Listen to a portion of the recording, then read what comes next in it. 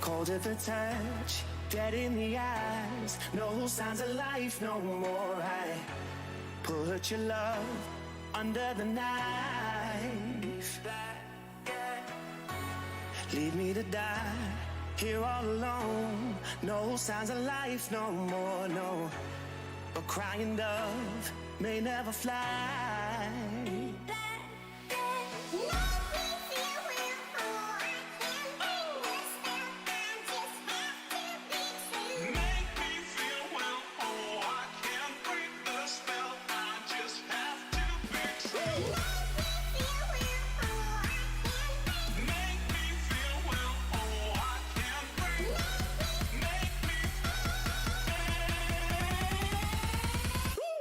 Black and white.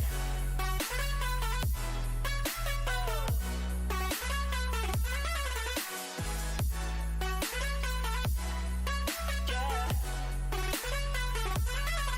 Black and white. Oh, oh, oh, oh. It's black and white. Come on.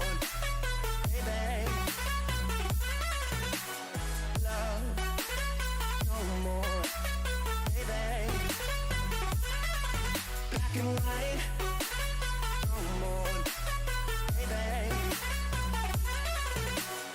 Love, no more, baby.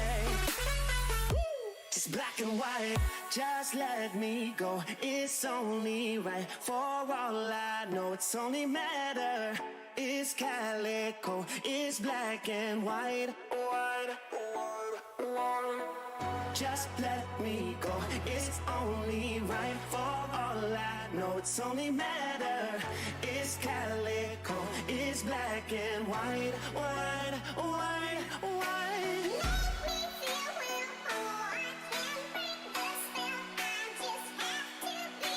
Make me feel real, oh, I can't break the spell. I just have to be true.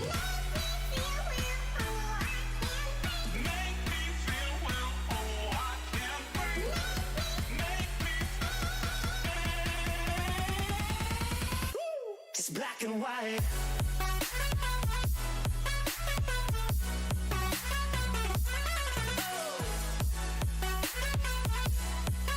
Yeah. Black and white. Oh, oh, oh, oh. Just black and white.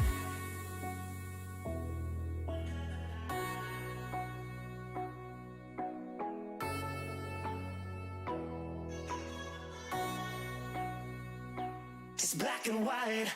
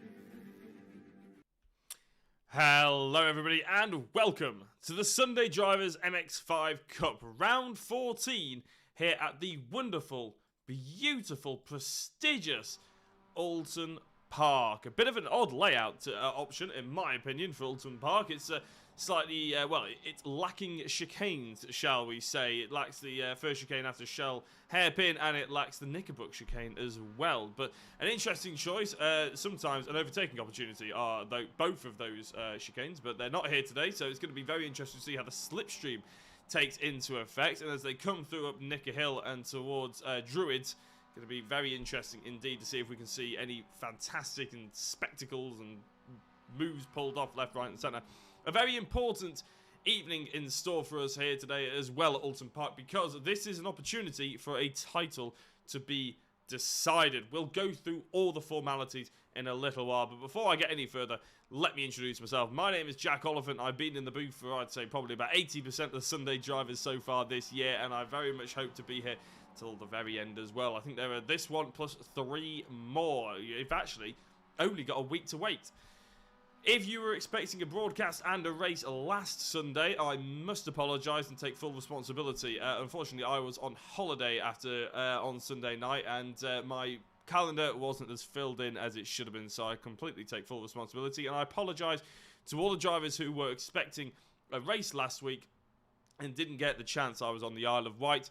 This week, I've come back and I've been able to broadcast this one, and thank you very much to Sander Ware and everybody who was able to maneuver that from last week to this week as well.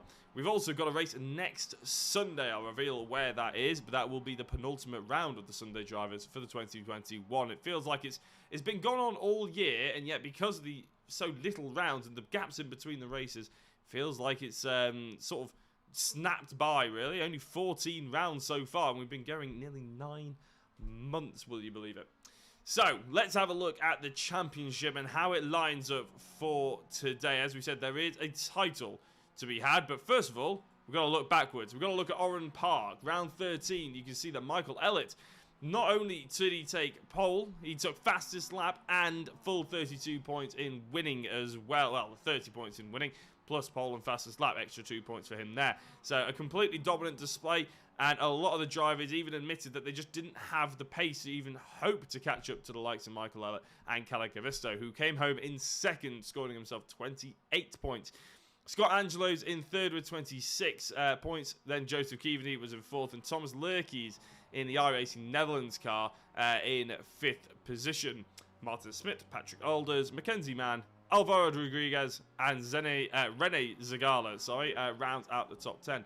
You can see the rest of the drivers there, some of which maybe you'd expect to see higher up, but of course the competitive nature of the Sunday Drivers means that nothing is a guarantee. Iordanin Svetanov, very quick in qualifying, I believe. It didn't quite have the race pace. Sander Ware, again, another driver that you often see towards the top 5, unfortunately didn't manage to get it together.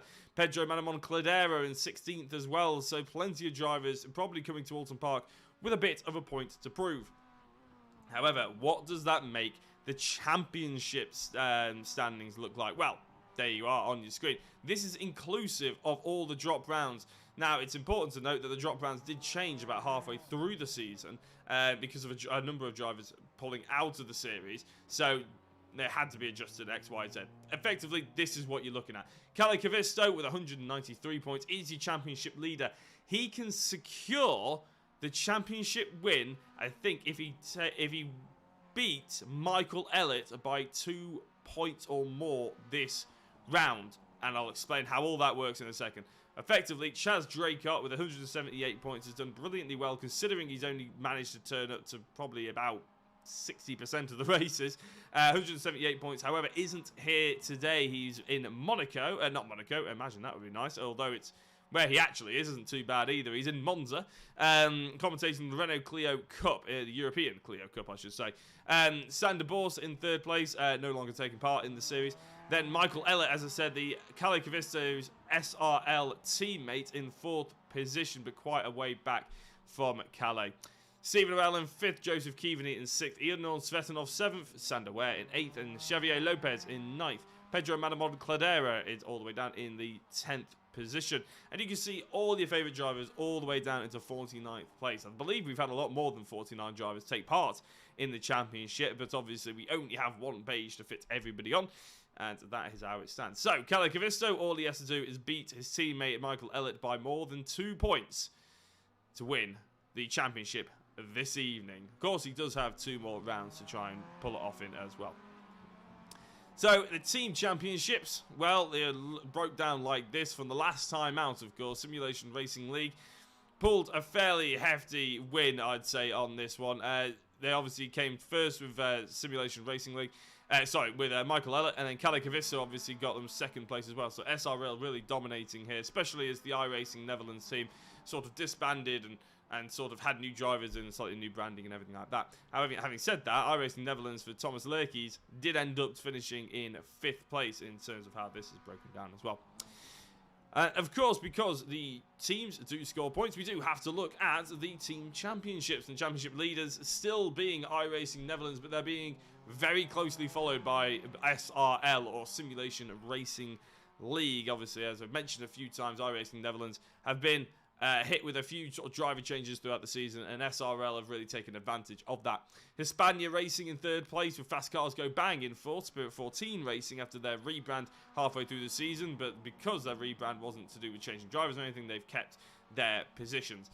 Simtech Racing League in 6th, and you can all the way down to Svetanov Racing, a lone driver, Iordanin Svetanov, no prizes for guessing that one, who was the lone driver in that team, all the way down in 10th positions. That shows SimSport also one of the lone driving teams in Charles Draycott with 117. So, that's all the championships done and dusted. The ones you need to be remembering, that one. Kalle Kavisto to beat Michael Ellett by 2 points. And as we go in to have a look at how our drivers are getting on, they've only got about 2 minutes left of practice. So let's have a look at how practice is getting on. Specifically, obviously, Michael Ellett and Kalle Kavisto. Well, at the moment, let's bring up their best lap times. Michael Ellett with a 143.31, crucially, because only half a tenth behind is Kalle Kavisto in 3rd. And amazingly, within that half a tenth, 0.003 of a second to be more precise, between Michael Ellett and Sander Ware in 2nd place, both of which are in the pits now. So, yeah, a couple of crucial drivers in there right in the mix. Oulton Park, famed for being extremely tight, extremely close, but very, very famous for being difficult to overtake on. Having said that, I've commentated on a lot of MX-5 racing around Oulton Park. I've seen it in real life as well. They always like to prove me wrong, obviously. They're a little bit different than, say, GT3s or touring cars, aren't they? Little wasps that these things are. We've got about 21 drivers here today, so Vorters at the bottom of the screen in the 21st position is our sort of bottom driver. We do have a couple of new drivers who will be sort of funneling in as the evening goes on. Just trying to have a look. I think Vorters is the... we've got Verkerk as well in 13th position. I'll focus on him in a minute, but there you go. You can see Leon Vorters in 21st place at the moment. Not a million miles away from managing to catch up to Turo de Villa, so maybe we'll see him putting in some strong laps. Obviously, these drivers, here's Bart Verkerk, they're maybe trying to have a little bit of a taster for what is for next season, next year's Sunday Drivers Club. You may have seen the advert at the start if you were here watching through the countdown, which I will address in a minute. I know I've seen some YouTube comments wondering why on earth there's such a long countdown. I'll adjust that in a minute. But yeah, Verkerk, Vorters, and a few of the other drivers. Van Rassel, actually. Willem van Rassel, currently in 5th position. Yeah, maybe just testing the waters for next year. And if you want to sign up for next year's Sunday Drivers Club, you're enjoying what you're seeing, you want to commit to a series, but it doesn't have to be every single week and you don't have time to practice, well, this is the season and the series for you, because, as I said, normally there's a good 2 or 3 week gap between every single round. The fact that we have this round and then next week on the 7th is very odd, and as I said before, that was pretty much down to me. So a big thank you, as I said already, I'll keep saying it, to Sunday Drivers for adjusting their schedule slightly to help me to help us fit this broadcast in. But if you enjoy what you see today, then you can subscribe to wherever you're watching this from, whether it be Sim Racers World, or indeed Sunday Drivers on Facebook, and you can catch next week's action as well on the 7th of November. So the drivers now coming out into qualifying. 15 minutes on the clock for this one. Couple of warm-up laps to go before they really start putting the metal down, heavy metal down. Michael Ellett then fastest in practice. Now, it's a big order. It's a very tall order for Michael Ellett to take the championship away from Calicavisto, but if he's going to have any chance at it, he's going to have to hope, which I imagine he won't hope too much because he's a teammate, that Calicavisto has an absolute mare this evening. He has to pretty much DNF it, finish well down the points, a couple of laps down, all that sort of thing, and Michael Ellett will pretty much have to win it. If anybody's wondering how the point system is working, well then, if you didn't see it on the graphic before, first takes 30 points, but you also get a pole position point and a fastest lap point, which is why Michael Ellett managed to secure 32 points last time at Oulton Park. In second, 28 points. So crucially, if Calicavisto wins and Michael Ellett comes second, it will go down to who has pole position and who has the fastest lap. If neither of them have pole and neither of them have fastest lap, then I think they may be drawing on points, and therefore, sorry, not drawing on points, but I think it mathematically won't go to Calicavisto this time round. It will have to be confirmed next time, although it'll be pretty much impossible for Michael to pull it back. It would have to be the fact that Calicavisto would not turn up to the final 2 rounds, and Michael Ellett wins them both, and poles them, and fastest laps them. Third place gets 26 points, so good 4 points down from first place. And it continues to go down in groups of 2 until you get down to 6th position, who scores 20 points.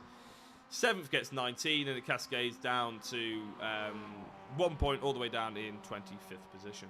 So, yeah, a couple of points flying about, all up for grabs, and we've got 21 drivers here today, so effectively everyone should earn points. Yeah, that's how it will, and it should look, to be honest.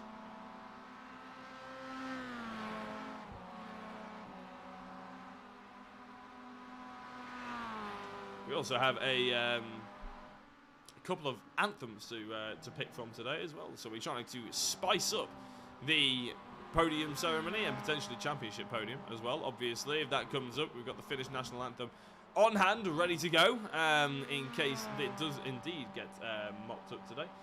And if anybody out there is wondering why on earth the timer was so long, well, I'll be honest, we've had a couple of times in the Sunday Drivers, not entirely sure why, it just picks the Sunday Drivers. On YouTube, it hasn't gone as smoothly going live as we'd like, and the timer just doesn't seem quite long enough to be able to have us get the video down, get a new one up, and plan it all again before the timer ran out and we went into qualifying. So that's why there was a slightly elongated timer. You know, we went from, I think, 8 minutes... 5 minutes up to 10 minutes, just so we had that extra breathing room, and plus the music sort of fitted a little bit better with bringing the advert in as well. Plus, with me being here on my own today, I thought you might get bored of my drawling voice going on and on and on. Hopefully you won't. So, Calicavisto pole position for now, but we do know that these drivers are about 0.3 of a second off where they would like to be. Sander Ware using his teammate, I believe that's the number 20. Is that number 22 just ahead of him? 21, my apologies. Henrico Puttenstein for a bit of draft assistance. Very crucial round here, especially the fact that they haven't included the chicanes. Britain's chicane, which is coming up on your left now and will be quickly bypassed. There we go, by the likes of Sander Ware and Enrico Puttenstein. And then all the way down towards the virtual version of the commentary booth on the left-hand side, which these drivers are about to fly past as they miss out the Knickerbrook chicane and Hislops and go straight off the circuit if you're Sander Ware going back up the hill. Now that will really hurt him because he was on for a purple sector 4 there with Sander Ware. No good in sector 1, 2 or 3 though, so I don't imagine this is going to be a pole position worthy time for Sander. However, Calicavisto is putting in green and purple sectors. So Calais could well be in with a shout of improving on his 43.4. Jordan Svetanov has actually flown in there with a purple sector 5 on that previous lap. But of course, these are pretty much the warm-up laps. So take them all with a pinch of salt as Calais runs a touch wide. That will not only hurt his run in through this lap, but potentially onto the next lap as well. Depends on whether he wants to take the next lap or whether he decides to pit in. Calacavisto doesn't improve on that previous lap time. Michael Elliott up into third, Sander Ware in fourth, but Stephen Arell comes into third position. Having a look, who's yet to cross the line. Arturo Davila with a couple of green sectors. Let's see where Arturo comes out over the crest of the hill. Keeping it tight to the left-hand side, the shortest amount of space between himself and the start-finish line. And I don't think Arturo, in fact, he does improve, but it's nowhere near enough. Willem van Rattel, iRacing Netherlands driver, coming into the fray this time round to help out his team. As we said, fifth in practice. It's all about whether you can put the time down in qualifying now. A little bit different, qualifying to practice. Wow, look at Stephen Arell and Michael Elliott's time. That third to fourth position separated by 1,000th of a second, which is quite astonishing, to be honest. Michael Elliott is on a quick lap time here as well. He's gone purple sector 3, but more importantly probably to the overall lap, he's green sector 1, green sector 2 as well. So we could see them delve down into the low 43s. Calacavisto out there, he's only put in a good sector 2. The rest of them have been down on his times. So what can his teammate Michael Elliott make of this? As he comes around, Sander Ware is on an outlap. So Sander Ware came in for tyres and decided to try and get out there and secure maybe 1 or 2 more flying laps on the brand new set. As Michael Elliott, there we go, knocks a 10th of a second off Calacavisto's lap time and puts himself on pole position, but it's been replied. Calacavisto beating it by a 100th of a second. But Stephen Arell comes across the line. He had 2 purple sectors, but it's not an improvement overall. Sander Ware dropped down to 3rd, Stephen Arell in 4th position. Who's about to come across the line? Jason Guerrera. Jason with a very quick sector 6 in the previous lap. In fact, actually, I think it might even be the lap he's on. In fact, it is. Jason Guerrero with a purple sector 5 out. Purple sector 6 out of the 7 comes across the line.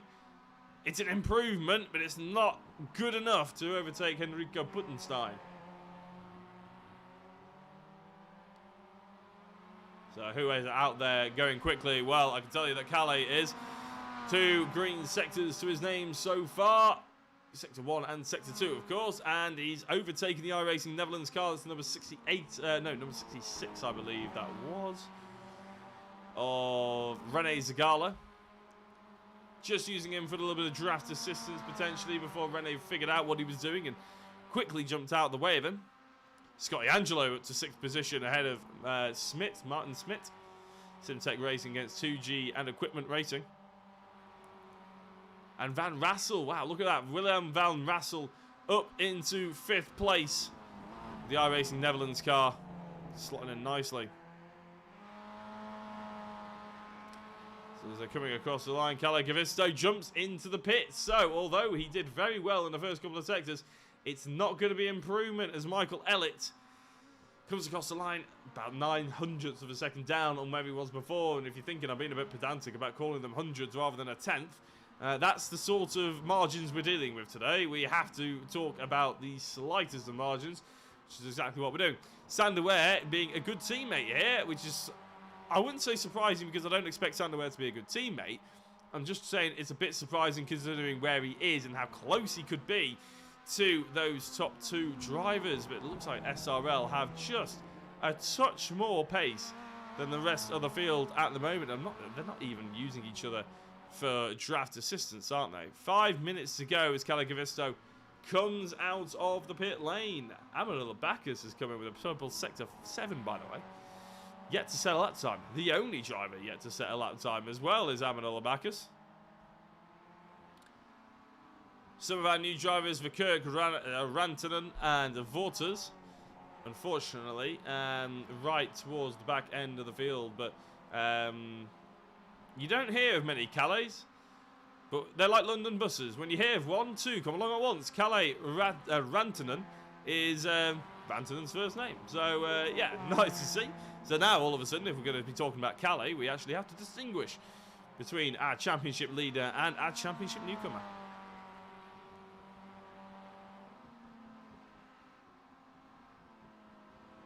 Michael Elliott has put a purple Sector 6 in, but he's dived into the pit lane, so it's not going to be a quicker lap from him.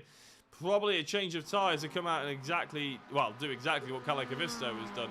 He's on his out lap at the moment, as is a lot of other drivers. So it'll be interesting to see whether he can actually improve. It's already a good lap time that he's put in there, I have to be honest. A 43.3. We saw the top three in practice separated by about half a tenth of a second. And they were all in the 43.3 margin, 43.1 I believe it was for Michael Elliott, and Kavisto was on a 43.36. So, yeah, we are talking fine margins, ladies and gentlemen, but that doesn't mean that it's going to be in the walk in the park for the drivers at the top end of the field. As we said before, Oulton Park, extremely famous for being a very difficult track. Race pace is very different to qualifying pace and practice pace. And with the draft assistance that we're likely to see play a big part in the racing and the overtaking that we'll see this evening, it's going to be certainly an exciting one as well. So as Kalle Kavisto starts another flying lap, he's gone quick in Sector 1 with these fresh set of boots on, the new tyres, and he's got a lovely draft assistance by Sander Ware, who will probably be cursing his track position right now, giving this huge draft to a championship rival, considering only Michael Elliott can catch him. You could argue maybe not, but Sander Ware is pretty high up there in the championship, so you could probably argue that he is. But more importantly, a huge assistance and advantage given to him in this qualifying session, which Sander Ware obviously has high hopes of potentially getting into the top three. Kalle with a huge snap to the left-hand side, skimming the grass. That's not going to hurt him. That's not going to help him, sorry, as he comes over the crest of the hill through Knickerbrook, up Clay Hill, and down towards Druids. A fantastic section of the circuit. There's a fantastic section in World Motorsport, to be honest. You sort of get the gear down, flick it in, especially these MX-5s, and you just sort of hope that the car sticks. And it's really the second apex. It's probably the more important one. You can sort of afford to miss the first apex, but you will have to slow the car right down to make sure that you're hitting the second one. If you don't hit the second one, you're flying off the circuit. So you miss the first one, you're slow. If you miss the second one, you'll crash. So it's a choice of those two evils, to be honest. As Kalle comes across the line, 43.57. Not an improvement for him so far, but he will have another couple of laps. In fact, I say another couple. I think this may well be his last one. I think he might just be able to squeeze over the line. We'll have to keep an eye. Stephen Werrell, no quicker for the moment for Stephen Werrell. So he's in third. He was hoping all he needed was 0.2 of a second to try and attack the front two. At the moment, he may have to settle for third place, which I'm sure he won't be too bothered about, considering Sander Ware's pace that he had in practice. But I don't think Stephen Werrell is going to have time for another lap.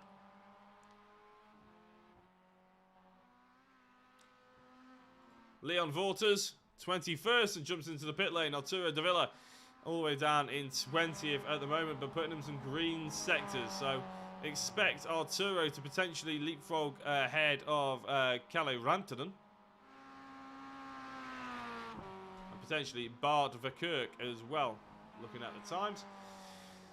Michael not going quicker. Not many people going quicker, I'll be completely honest. Amanullah Bacchus, well, we said that he didn't post a lap time for quite some time in this. He's actually done about 2 or 3 laps less than everybody else, but he has managed to secure himself into 6th position.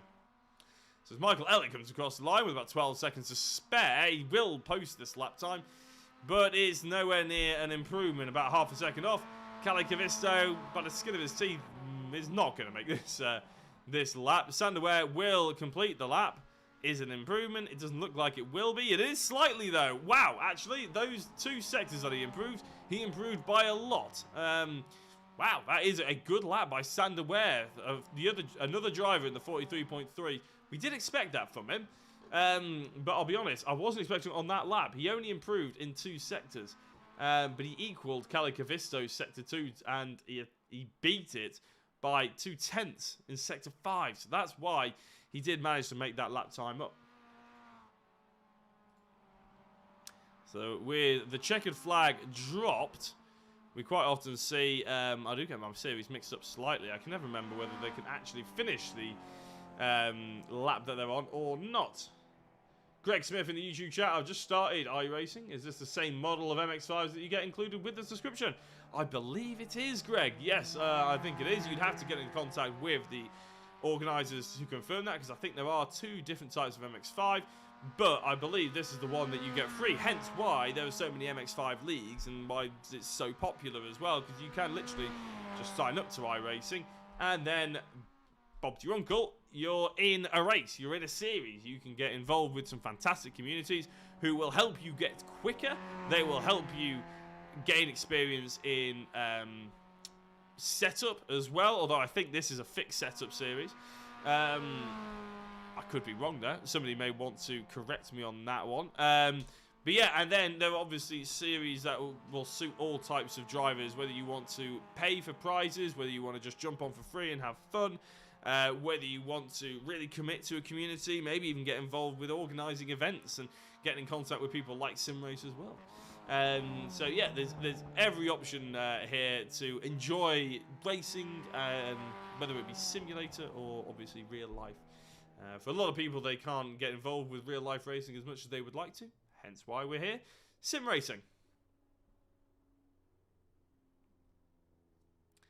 So the checkered flag has dropped, with Bart Verkerk just coming into the pit lane now.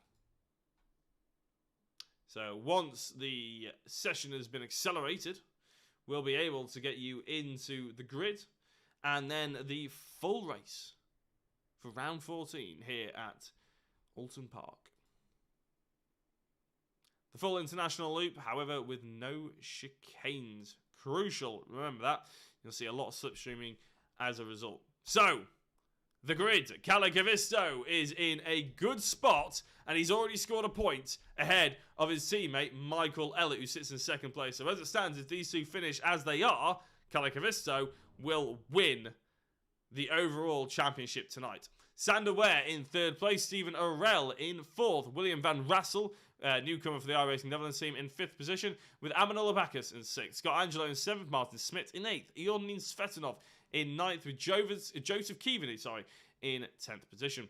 Peter Reid and Mackenzie Mann are in 11th and 12th. There you see Patrick Alders in 13th, Rene Zagala in 14th, two iRacing Netherlands teammates lining up alongside.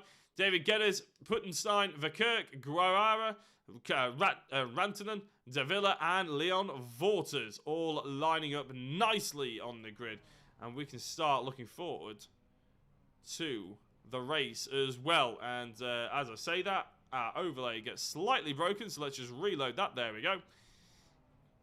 And the lights come on just in time. So Kalle Kavisto, we're focusing on him. He's on the right-hand side. This could be a championship make or break first corner. There's a jump in the background. But I think Michael Elliott got the better start, to be honest. Kalle Kavisto gets a really good drive through the second phase of the race start, however, and he will potentially lead into the first corner. It's not going to be without challenge from Michael Elliott. Through turn one they go, and it is still Kavisto who leads. Michael Elliott didn't quite get the good jump that he wanted. He got good reaction time on the light, but it wasn't the drive through the gears that he was hoping for. Sander Ware also with a decent start, but not enough to really upset the apple cart, as here comes Michael Elliott. He's so close, we can't even get on board with him because he's on the inside through Island Bend. Michael Elliott takes the race lead away from Kalle Kavisto. Sander Ware is the next driver to line up a move up the inside of the fin, but it's not quite happening. Michael Elliott leads the way ahead of his SRL teammate, and for anybody wondering if it stays like this, no, the championship will not be satisfied today.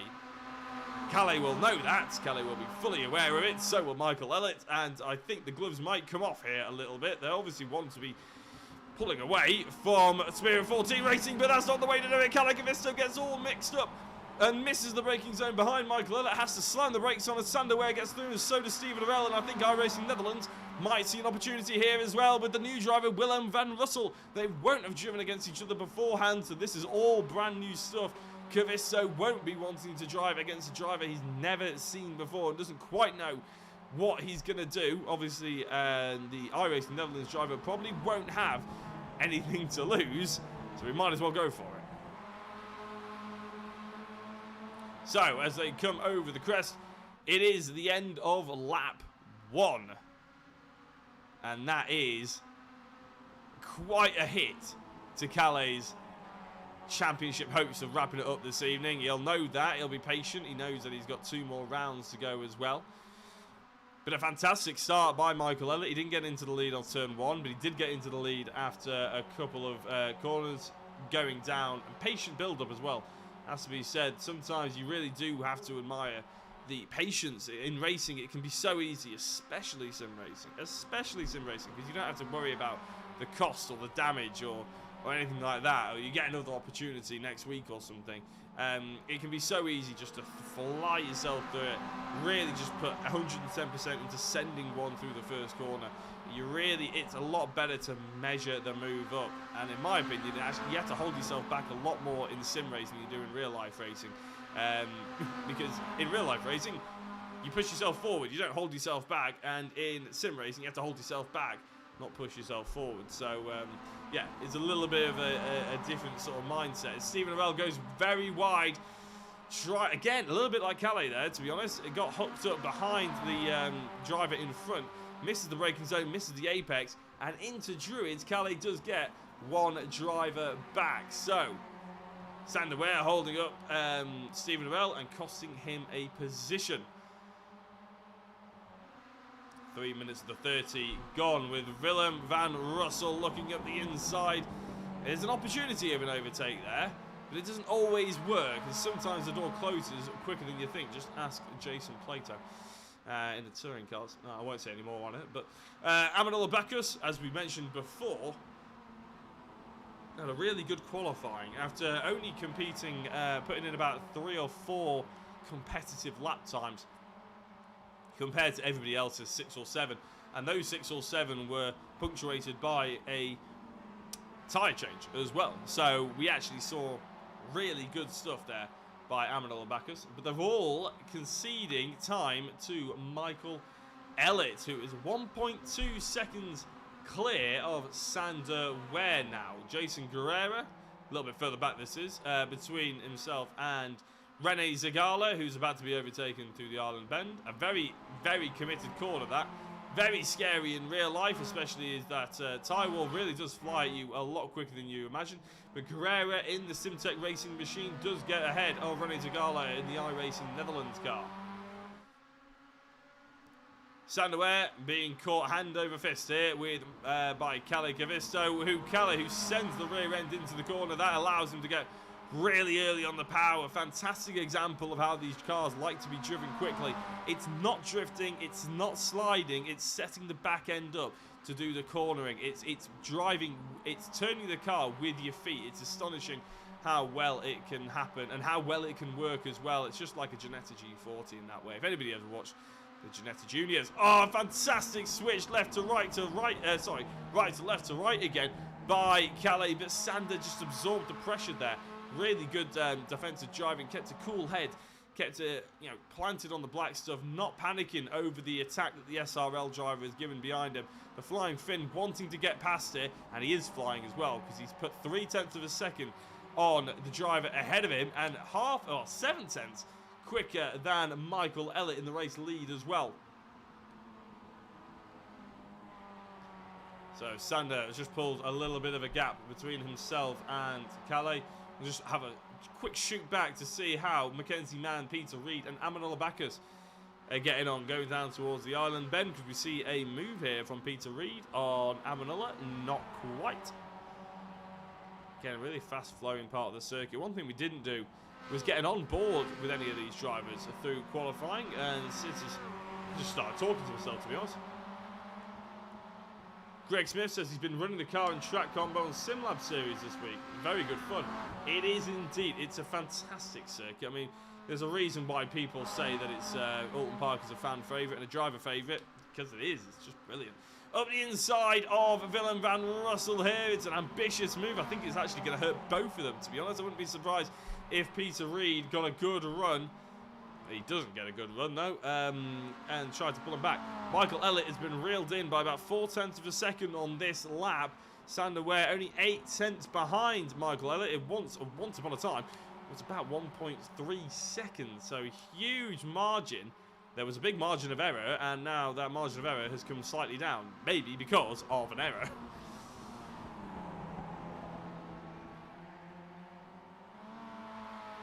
So, a couple of close battles going on at the moment, but we are seeing the classic Oulton Park straight rear, really, where if you put the car in the right place, it's easy to defend. However, Willem van Rassel decides that he doesn't want to put the car in the right place, but show that it is still easy to defend by going for the wide line through Old Hall.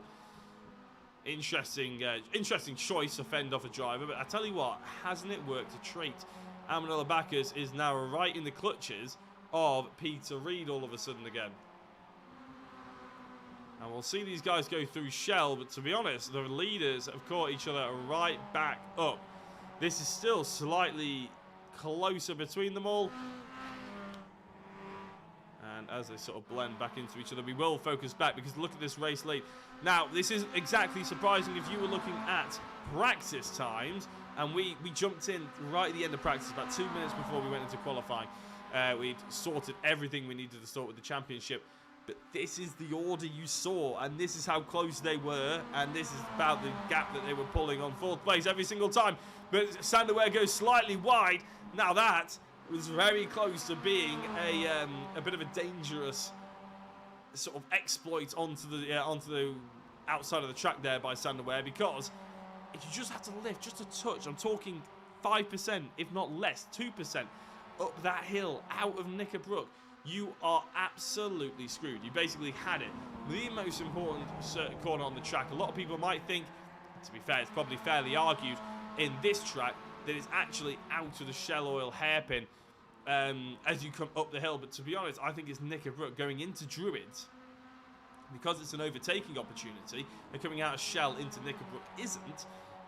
It's such a vital part, and as you go uphill, these little 1.8 litre engines, they will not pull the car. It's not like you've got two big great turbos or a V8 in there or a natural aspirated V12 or anything like that. It is purely momentum that is key for this car, and it's about how much throttle you can keep on. The minimum speed, half a mile an hour down coming out of Knickerbrook compared to the driver behind, will be absolutely massive. It will be amplified, shall we say, up the hill, because the car just won't have the engine to get you out of the trouble, to get you out of the problem. And that half a mile an hour will turn to 2, 3, 4 miles an hour, and going into Druids, as I said before, there is an overtaking opportunity. It's difficult, but it's physically possible, and I'm sure if it is physically possible, Kalle Kavisto will go for it. As he's looking here, you see that right-hand side there, his lobs, that would have been an overtaking opportunity if we were on the island, if we were on the international with the chicanes. But because this corner, that Knickerbrook corner up the hill, is so important, you don't want to risk slowing either of the drivers down, and it's better to measure up for this one. But into Druids, again, if you are under attack from the driver behind, there is a possibility to just move over, take half a car length towards the apex, and then the driver behind you knows that if he sticks a nose up there, it's game over for both of you. You will ruin both of your races. You'll get hit with a penalty. Kalle with a fantastic run out of the final corner. Now here is a great overtaking opportunity at Oulton Park. It's difficult to get run out of the final corner, but as you come into the first, there is an opportunity, but you have to be alongside, which Kalle isn't. Michael Elliott is taking time out of himself here, though, realistically. That previous lap time was a 43.3, to be fair, and was his fastest lap. But it hasn't been as consistent as the other two. And I tell you what, something we haven't seen at all tonight so far is a 42. Well, that has changed. Sander Ware pulling out a 42.95 on that last lap. It's astonishing what you can do when you get into the rhythm, when you get the car heated up, you're in a bit of clean air, and you've got a target on the back of a leading car. And that car right now is Michael Elliott. He's not worried about Kalle Kavisto. To be honest, if Kalle was smart, he'd probably leave Sander Ware to chase down Michael and maybe put a move on him, because then he doesn't have to claim that he's fighting between teams. But he's not going to listen to me. The Spirit 14 driver has just moved over, and here comes contact. There is contact. That was seen a mile off, to be honest, as Sander Ware and Kalle Gavisto. I said he might have a better option of just leaving Sander Ware to it, catch Michael Elliott up to the best of his ability, and then sort it out in a couple of laps' time. But probably because he's not watching this back, or well, he's not watching at the same time, he didn't fancy listening to me. He's fallen down to 4th, and this time, there's a huge margin between himself and his teammate. Before, there was maybe a second when he last was in 4th place. But now, you're talking 3.8 seconds. And that, Kalle is quick. Michael was the one with pole position, though. He's slightly quicker. That is a massive, massive feat for Kalle to try and win this one now. I'll take that away because it is quite annoying. But you could see the difference between the drivers. As Van Rassel is getting really stuck in, and I think he's being thrown into the deep end here, and he's getting shown why Sunday Drivers is not an easy series to jump into just fresh and expect to get in here and win. I mean, to be honest, he probably didn't. He's probably more humble than I'm making him out. But sometimes, you know, you qualify in 5th position. You think, oh, well, I'm fairly new to this. I reckon I could give them a go. Maybe I'll catch up to the leaders. It's only a couple of extra tenths. All of a sudden, you get in a battle in the mid-pack, and you just don't have the chance. You just end up fighting and squabbling. I imagine having a great time, hopefully, because there's very little damage on all of these cars. But you don't, in your head, you have one picture, and then all of a sudden, you get into a closely fought battle like he is here, and that picture completely changes, and it's about fighting for the battle that you find yourself in, not necessarily the overall war. As that's a huge send, though, and battle and war, I think, has just been announced between Van Rassel and Peter Reid. Mackenzie Mann, I'm sure, probably won't care too much about it, but Willem and Peter, especially, will not be particularly happy with that. And I was just saying about how he was probably enjoying it as well. Bit of a shame. Anyway, flying back to this race lead battle. Michael Elliott halfway through the race now. Himself and Sander Ware, of course, SRL teammate nowhere in sight. Well, I say no in sight, the sight in the background there, but it's not really close enough to make any kind of impact.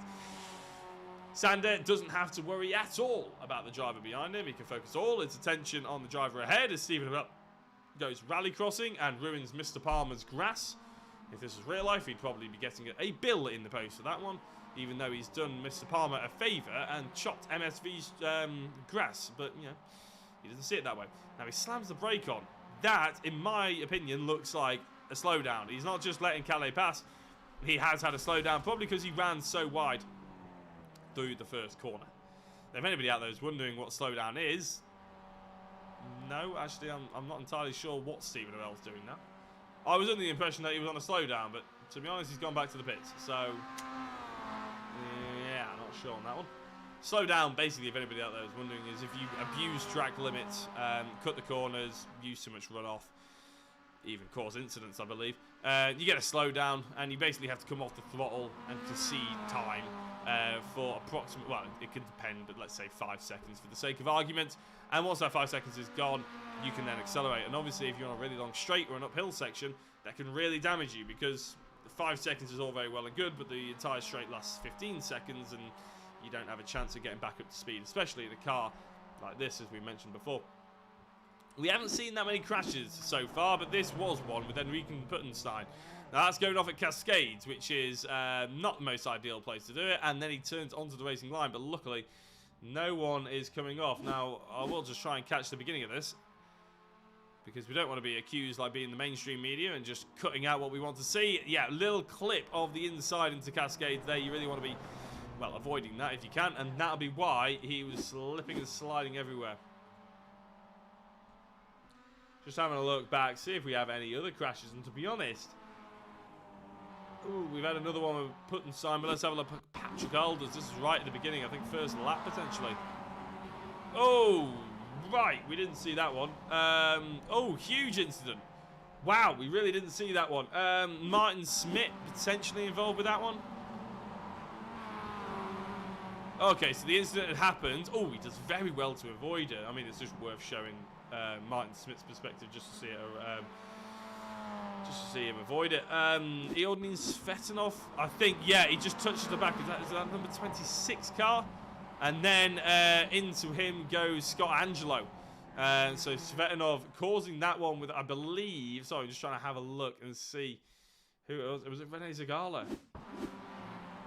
No.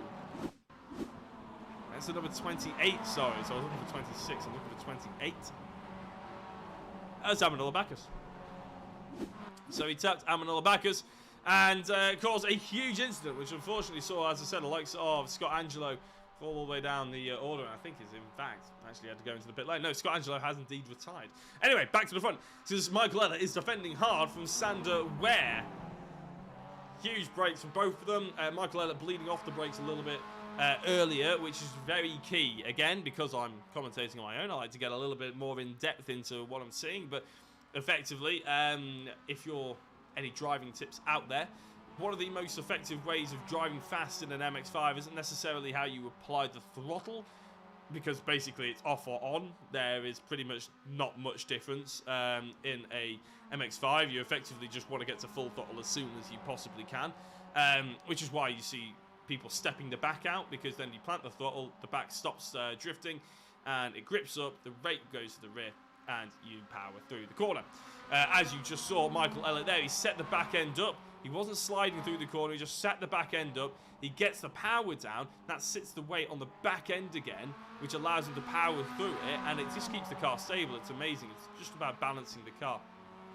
It's fantastic to see, really. I was going to describe something. Oh, it's about brake patterns as well. So braking patterns can be crucial. So everybody will have probably heard the term trail braking. Well, it's very important how you come off the brake as well with trail braking. It's not about how hard you hit the brake and then how quickly you come off it, because there's a very distinct difference between how you treat the brake and how you treat the accelerator. With a brake, you want to try and hit it, have that initial slowdown, transfer the weight to the front of the car. But then it's about bleeding off the brake while still scrubbing speed off, so you can come off it as soon as possible. By coming off the brake as soon as possible, obviously it allows you to get the power down, but you still want the car to be turning in the right direction. So it's a lot of time more time will be gained by coming off the brake efficiently than it will getting on the power efficiently, if that makes sense. So if you ever really are wondering how to get a little bit quicker, the best option I can tell you is about how you apply the brake. Go and YouTube that. Find out how you should bleed off the brakes and how you should apply brakes, because it's very important. It's also why a lot of people, when they start sim racing, by the way, this is the closest battle that we have on circuit. When they start sim racing, they might have a Logitech and a few sort of standard wheels and pedals for 100 quid or so. Then you think, oh, I want to get a direct drive wheel or a Fanatec cam belt wheel or something like that. Trust me, keep your Logitech, keep your Thrustmaster, whatever it is, look at the pedals. You will find a lot more time and a lot more consistency, crucially, in pedals. You want a good set of pedals with a load cell preferably, because you can brake properly then and you can bleed off the brakes properly and everything like that, rather than a fancy direct drive or Fanatec wheel. That can come later. Plus, the pedals are less expensive. So, trust me, look into pedals. It's astonishing how many people ignore them and then wonder why they've got this brand new piece of £1,500 bit of direct drive wheel or something, and they're not going any quicker, or they're just as inconsistent. Pedals are better. Anyway, enough of Christmas shopping advice from me. Talking about the racing, obviously, with 12 out of 16 laps to go. At the moment, everything's died down. Everything is really, I mean, we'll show you the sort of gaps between the drivers. There you go. So you can see anything that would be yellow or orange is within a second. If it's yellow, it's between half a second and a second. If it's orange, it's below half a second. And you can see the only battle that we have really is Sander Ware. And then Eordin Svetanov, who we know has really good pace, but obviously got caught up in that earlier incident, is fighting between himself and Patrick Alders. Looks like Zagala has just sort of caught up a little bit to our newcomer, Bart Verkerk, who I think has actually done a really good job. So it's probably worth giving him a shout out, to be honest, because he's gained 7 places, which is very, very impressive. He started 17th, he's up to 10th. Now, there have been a few problems on the circuit, but to avoid all of them and to get through and keep his car as clean and squeaky clean as it is, is a very good start for MX-5 racing. I've mentioned before about obviously getting faster. If you want to go up iRating and you want to improve as a driver and get better results and pretty much finish in top 10s in every single race you attend on iRacing, just don't hit anyone. It's amazing how hard it is, but if you can just avoid the crashes, I'm not saying, obviously no one intends to wreck other people, but if you can just avoid the crashes, it's astonishing how high up you'll get and how quickly iRating improve. It's a huge move there. It was a huge look up the inside of Michael Elliott by Sander Weir. Now, Michael Elliott probably looked in his rearview mirrors thinking, that's not on, that's not on, I'm going to take my line, and that's not on, that's not on, and all of a sudden, Sander Weir's nose was looking at the inside, but Michael Elliott did exactly the right thing. He didn't sort of wimp out of it, shall we say. A really good defensive drive, hit the apex, hit his braking zone, wasn't phased too much about Sander Weir in the rearview mirror. What Sander was trying to do there, I like to call a psychological racing move, and that is where you upset the driver ahead of them. But not upset as in emotionally upset them, but you upset their driving style, their rhythm, their braking zone, their apex speed. And that creates a much easier overtaking opportunity for you going into the next corner, or even just on the exit of that one. And it's a very clever and it's a very sort of good way of trying to get a very consistent driver to make mistakes. A very consistent driver might be able to do it lap in, lap out, but if they're under pressure and they're not used to leading races, it sometimes can, you know, trip them up a little bit. That was the number 36 machine of Arturo de Villa, by the way, going off on the left-hand side. Not entirely sure why. Doesn't come up on my screen as any particularly big reason. But I can say that Peter Reid has had a crash. Now, is this the one that we saw before? No, that's a different one. So Peter Reid goes off the circuit, and I want to see who is that with. That is with the number 74 machine. Oh, and there was contact going into it, wasn't there? That was Willem de Rassel. So Peter Reid didn't lose that much time, but unfortunately, Willem again in the wars. Sander Weir looking at the inside. It's not happening again. We're getting towards the business end of this race. About 14 out of 16. Hope you guys have enjoyed it. I hope it's been worth the week wait. Oulton Park is always extremely exciting. Way of rounding out a weekend. I was actually here a couple of weeks ago when the Fun Cup UK were actually here and commentating in the commentary booth in real life. Very exciting. I actually grew up a stone's throw away from Oulton Park in Cheshire. Brilliant, brilliant track. Fantastic venue as well. Makes a bit of a racket when the races are on, especially the super bikes with all the bikes driving past our house when we were growing up. But can't really complain too much about it when you get to go and actually witness what's going out there on track, can you? I will promise to keep an eye on what's going up ahead, but I have to mention Stephen Arell, who's now having to fight back a little bit up the order against Volteurs. Makes that move stick. Peter Reid and Martin Smith going nice and close as they come over the start-finish line. Now actually trying to chase down. That's Arturo de Villa, who's ahead of them, just ahead of them sort of thing. Who, of course, went for a bit of an excursion on the inside of the track at Cascades. Jordan Svetanov and Alders just going past the commentary box in the background there, but Svetanov crucially is the one getting past on Patrick Alders.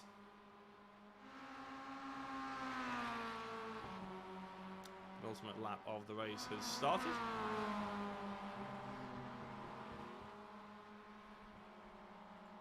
If you're in the YouTube chat and you fancy just joining in a little bit on the conversation, shall we say, then please do let me know. What's your favourite track, if you've been watching the Sunday Drivers consistently? What is your favourite track that the Sunday Drivers has been to? Whether it's just been for the most exciting racing that they've produced, or whether it's been for just because you like the track, or that you've been there in real life, anything. Do let me know. I think I remember Silverstone being a bit of a spectacle as the white flag drops for these two drivers. Silverstone was always a bit of a spectacle. The short tracks especially. In these MX-5s, absolutely amazing fun. But to be honest, probably, I think it was one of the... I'm always rubbish. I think it was Daytona. It's one of the oval tracks with the infield section. For me, me and Jack Werrell just couldn't stop shouting. It's amazing, really. I know we got a few drivers and a few commentators on Sim Racers World who say they don't particularly love shouty, overexcited commentary, more conversational and things. But sometimes you just can't help yourself. A balance is good, but sometimes you just can't help yourself. And these MX-5s and these Sunday drivers have just been, they were absolutely sensational on that day. So if anybody's wondering out there, I think, I don't know, round 6, I think it was, or something, for Daytona. I mean, just what a treat it was. Everybody is pretty much settled down. There is the close battling happening, but to be honest, Michael Elliott has absorbed it. He's been a sponge. Oh, Rene Zagala's just been overtaken. We'll just cut to this little battle just before we get into the final corner. As I mentioned, though, Michael Elliott has been a sponge. He's absorbed it. I'm so impressed with Sander Ware's pace. Ultimately, he's been the only driver in the 42s we've seen the entire day. Oh, that's defensive from Michael Elliott. All of a sudden, he's felt the pressure. He's gone defensive. It's a drag race to the line, but I think it's going to be Michael Elliott. Crucially for the championship, it is Michael Elliott, and Kalle Kavisto comes home in 3rd place. It's no championship party just yet for Kalle. That'll have to wait until next week, I imagine, when pretty much it will be sewn up. But a really good drive by Michael Elliott, and give a good shout out to Sander Ware as well. We'll give Michael Elliott and Kalle their due, their photo opportunity. That's why they drive up to each other like that. Really good driving from the pair of them. Kalle Rantanen and Rene Zagala, though, going into the final corner. This is Rantanen on the inside. Zagala flies around the outside and takes home that 11th and 12th position between them.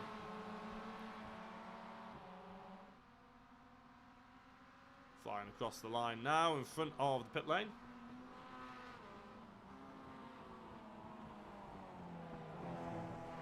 Ooh, Patrick Alder's not finishing it the way he was hoping for. That's an overtake by Svetinov. Oh, Patrick Alder's getting very close to the gearbox of Svetinov, though. This could end up in tears for the both of them on the final lap if they aren't too careful. And I have to say, I'm tempted to see what might have happened. I think Patrick Alder's maybe there was a touch of contact going into Knickerbrook, but at the moment, Svetinov defending hard. Alder's trying to get that sweep, and I tell you what, he's hooked up that apex nicely. Has he overslowed the car, trying to get the car pointed in? It's a drag race to the line like we saw for the 2 leaders. I think it's just about to be Svetinov, and it is. And just before we show the results, just have a look at this. I want to see. Svetinov is ahead of Alders, who I think just about overtakes him. I think there's going to be a move around the outside, which isn't going to work out for Alders. Really good racing respect between them, to be fair. I feared there may be contact, but actually it was just really good spatial awareness by the 2 of them. So, Oulton Park, how has it finished? Well, I can tell you now. Michael Elliott won by less than 1/10 of a second ahead of Sander Ware, who in turn finished quite a long way ahead of Kalle Kavisto after that coming together that they, I don't think they had really. I think Kalle just missed his braking zone.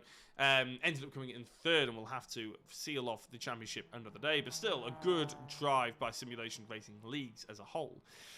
Amanullah Bacchus was in 4th with Mackenzie Mann rounding out the top 5. Willem van Rassel, who isn't a privateer, he's an iRacing Netherlands driver. I will get that sorted for next week. Martin Smith in 7th with Peter Reed in 8th. Jason Guerrera was in 9th with Bart Verkerk in 10th place. Good on his debut.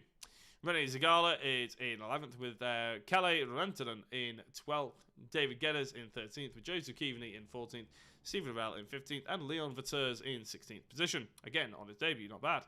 Iodny Svetinov and Patrick Ollers were 17th and 18th. And finally, last couple of drivers. Arturo de Villa ended up a lap down for Spirit 14, as well as his teammate Enrico Puttenstein a lap down in 20th. Scott Angelo was 16 laps down after being taken out on lap 1. So, we're going to see. We don't have Sorry, I was just catching up. I'll tell you what we will do. We'll bring in our second place man and organizer for Sunday Drivers in a lot of ways, and our communicar. It is Sander Ware. Sander, congratulations on the second place. You must be fairly pleased with that one. Yeah, thanks.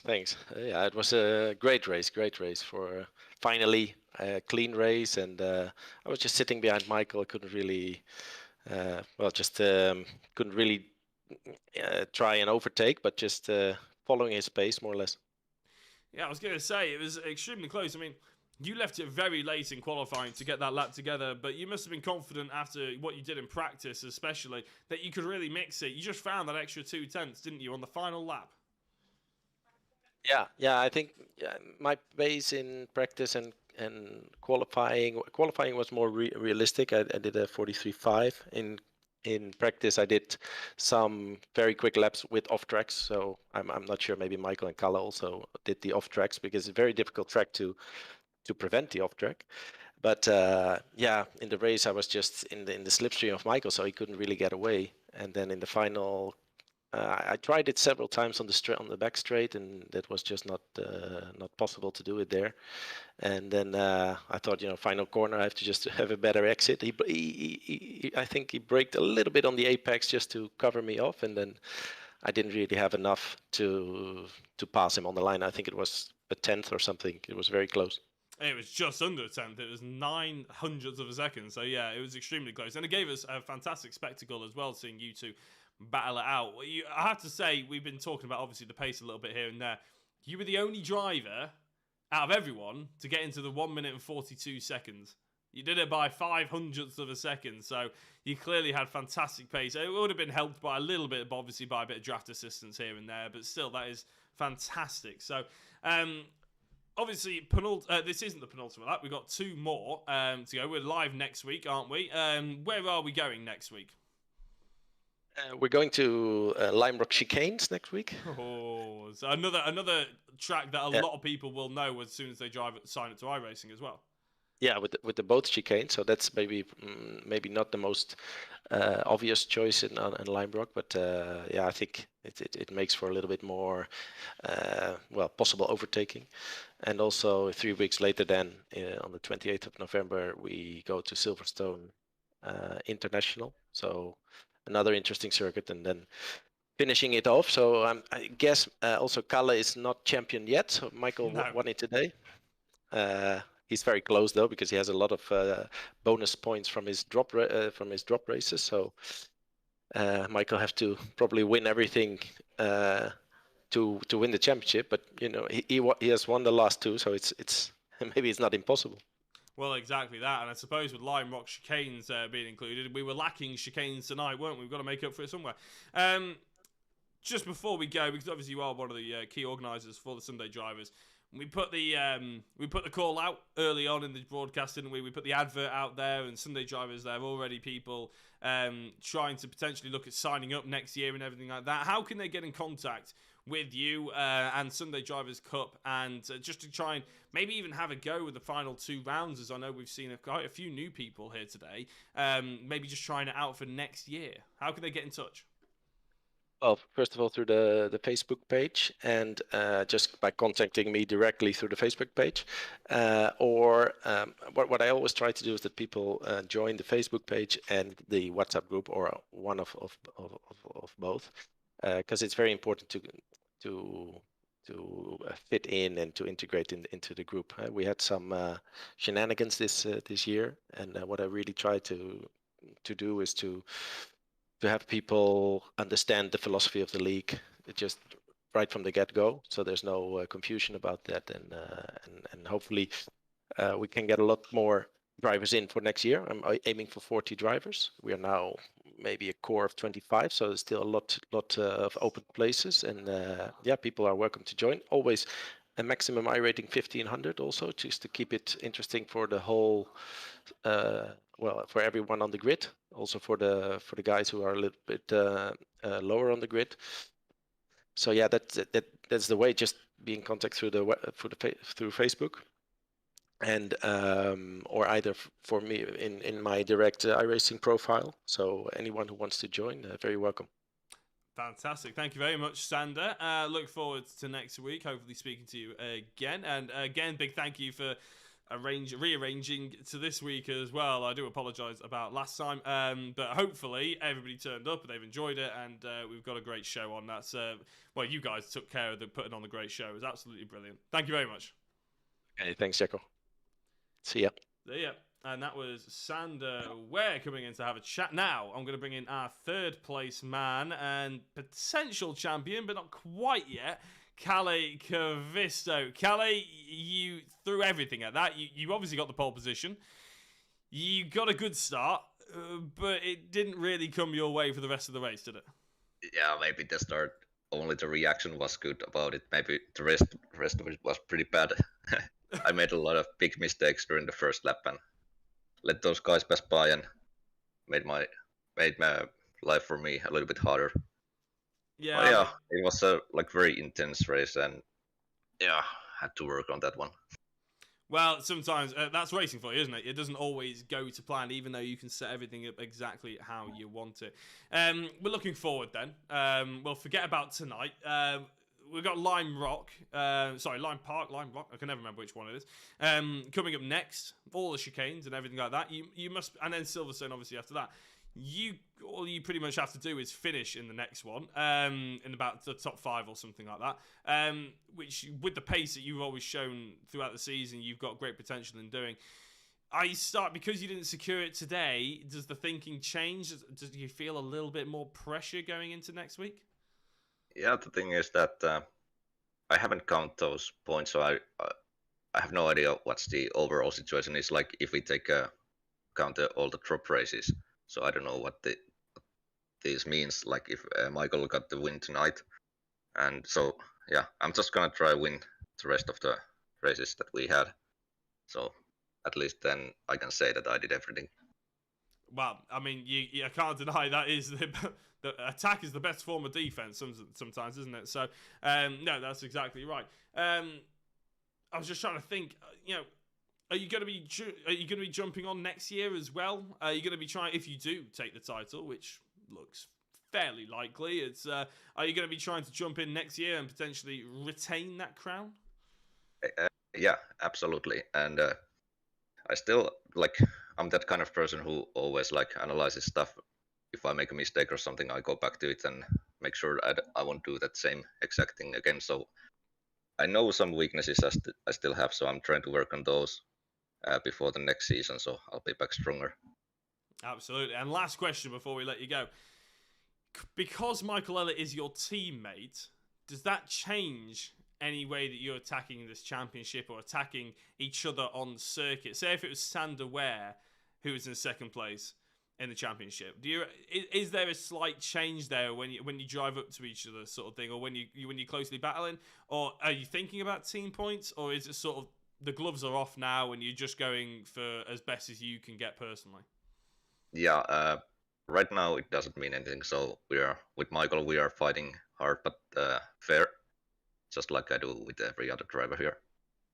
Awesome. That's exactly what we like to hear, especially going into next week. So thank you very much, Kalle. Good luck for next week, and I'm sure you'll be putting in the practice in.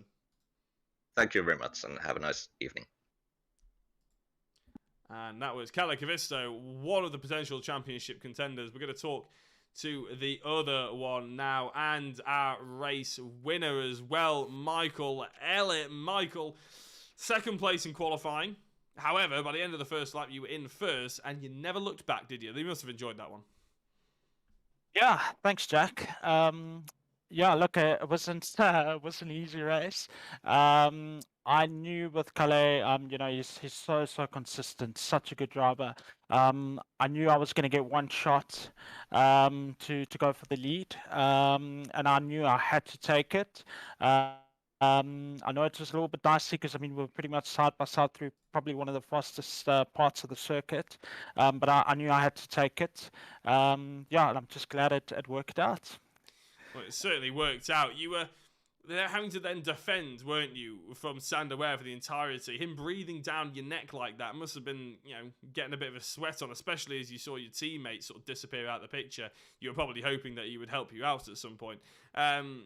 you absorbed that pressure though right into the last corner. Then you started defending slightly. Were you just confident that he just didn't have an opportunity to get past, or were you just sort of so confident in your own pace, or you didn't think that he would lunge you? What was the thinking behind sort of the lack of defense, I suppose, which ended up working really well?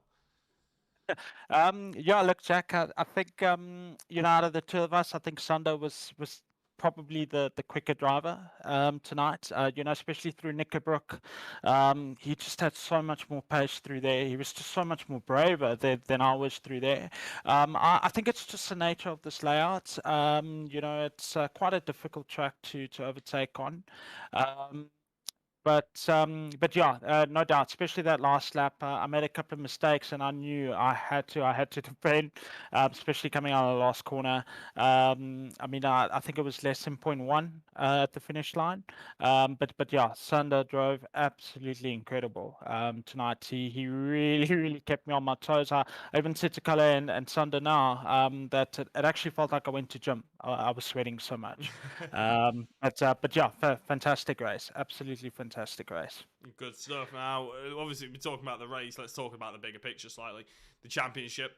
Kalle claimed that he didn't really know what the big picture is. He doesn't know what happens if you win or if he wins or X, Y, Z. He's just going to try and win as much as he can. Were you aware going into this one about the mammoth task that you really have to try and overcome? Yeah, look, Jack, I think realistically, I had to win to try and let the championship see another day. I feel like I probably did enough to let it go to the next round. But even then, I think for the next two rounds, I'm going to have to win both races to stand any chance. And I think it's a true testament to the quality of driving that Calais put on this season. So yeah, we'll hopefully see what happens at the next round.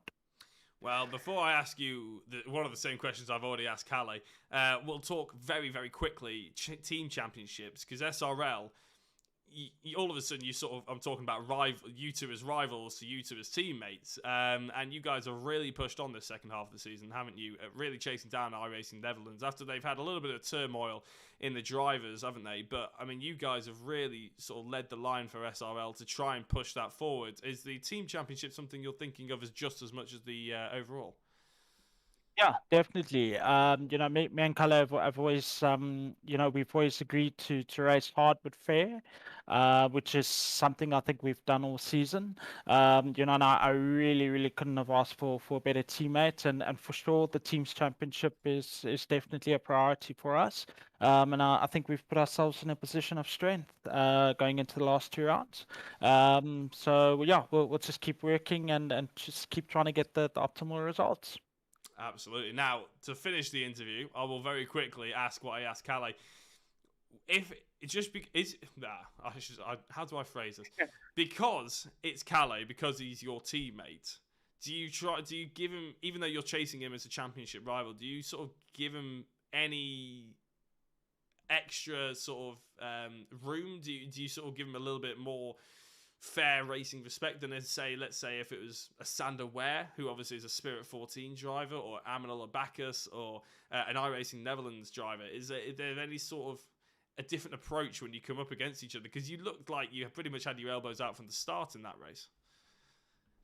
Yeah, look, I think, Jack, I'm sure, as you know, the number one rule in racing, or probably the second rule in racing is, don't take out your teammate. Right. So Yeah, correct. So I think that there's definitely an element of respect between me and Kalle. I think for this entire season, I don't think we've had contact once this entire season. Wow, that is very impressive in an MX-5. Yeah, correct. So yeah, there's definitely an element of respect between us, and I think should the unfortunate event of us touching, I think we'll definitely probably end up giving the place back, kind of thing.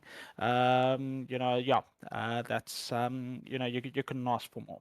Yeah, exactly, and that's exactly the sort of spirit that you want in a sim racing league as well, isn't it? No matter teammates or opponents or championship rivals, isn't it? So yeah, lovely to hear that, and hopefully we won't have to see it, sort of thing. But what we do want to see is a close battle right to the end. So brilliant drive today, Michael. Congratulations on the race victory, holding off that Sanderware charge that he was putting on as well. Hopefully speak to you next week. Oh, fantastic. Thanks. Sorry, Jack. I forgot to ask everybody this, because normally it's Jack Werrell doing these interviews. Does anybody like to give a shout out to? I can't believe I forgot that. Massive shout out to Sunderwear for organising this brilliant, fantastic league. Really enjoyable. Also, massive shout out to my teammate Calais. I think I'm looking forward to the next 2 rounds. And then also another shout out to my fellow South African as well. Good to see 2 South Africans in the top 5. And then just to everyone else watching. And also it's my mom's birthday in the next couple of days as well, so massive shout out to her as well. Oh, big up Mrs. Ellett and her birthday. Congratulations. Thank you very much, Michael. Congratulations on the race victory. Thanks, Jack. Thanks for the brilliant broadcast as always. Oh, you're very welcome. And that was Michael Ellick jumping in to have a chat with us, as well as the other top 3 drivers, Sanderwear and Kalle Kavisto.